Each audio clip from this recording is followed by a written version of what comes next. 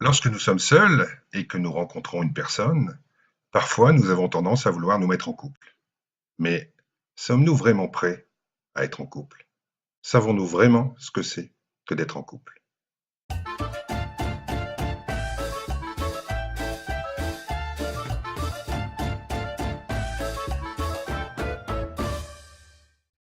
Bien souvent, des couples se forment et très peu de temps après se séparent. Pourquoi?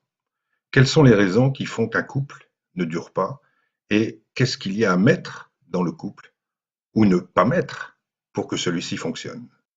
Par le biais de cette petite animation, je voudrais vous présenter, selon moi, une des raisons pour lesquelles un couple ne fonctionne pas. En règle générale, dans un couple, il y a trois personnes. Un homme, une femme et le couple. Lorsque nous nous engageons, une partie de nous-mêmes vient former une partie du couple.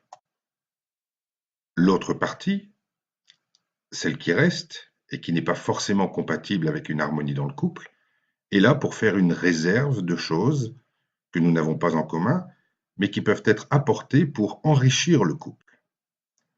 Si ces choses ne sont vraiment pas compatibles, alors logiquement, il est raisonnable de les laisser en dehors du couple, voire de les abandonner, pour profiter de nouvelles choses apportées par le fait d'être en couple. Malheureusement, parfois l'inverse se produit. Nous refusons de quitter ces choses dont nous avions l'habitude étant seuls. Un trait de caractère, comme penser d'abord à soi par exemple, ce qui est logique quand on est seul, alors qu'en couple, il est logique de penser pour deux. Une activité que l'on faisait pour passer le temps quand on était seul, ou une habitude, comme par exemple toujours regarder le même style de film qui ne plaît pas forcément à notre partenaire, ou encore un trait de personnalité. Bref, ça peut être n'importe quoi. Et parfois, on s'y accroche alors qu'elle n'est pas compatible avec le fait de partager l'harmonie du couple. Et inconsciemment, on veut conserver ces choses et les renforcer par le plaisir d'être en couple. Le couple passe alors au deuxième rang d'importance.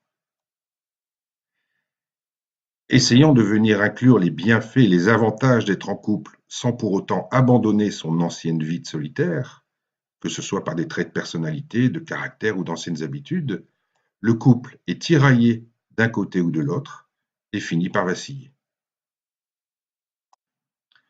Quand nous n'arrivons pas à profiter simultanément de notre vie de solitaire et de notre vie de couple, nous allons essayer d'inclure cette partie de nous restée en dehors du couple, que ce soit d'un côté ou de l'autre, et si l'un des deux prend trop de place, le couple ne sera pas harmonieux.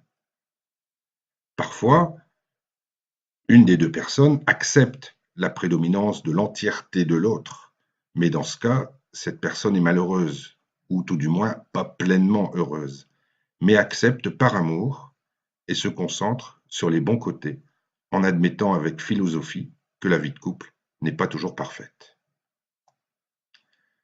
Si nous n'arrivons pas ou n'acceptons pas à comprendre qu'une vie de couple est une nouvelle étape dans notre vie et non pas une amélioration de notre vie de célibataire, l'avenir de ce couple est fortement compromis. Si nous n'acceptons pas de laisser une partie de nous-mêmes en dehors au profit du bien-être de vivre une vie à deux en harmonie, le couple finira par se séparer. Et dans ce cas, en général, l'un des deux aura le cœur brisé. Avant de vous engager dans un couple, posez-vous la question, est-ce que vous êtes vraiment prêt à vous y engager?